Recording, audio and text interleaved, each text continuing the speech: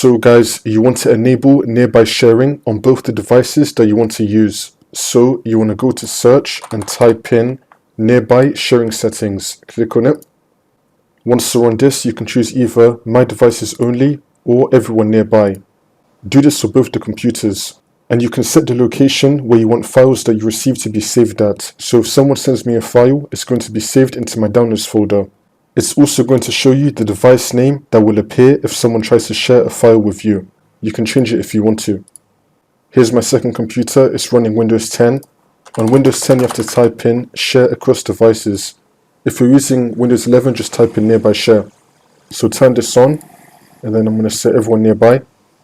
Now to share your file, you want to find your file, right click on it, and then click on share. As long as you enabled nearby share on the other computer, it's going to appear right here. You can select it, it will then send the file. That's how you do it.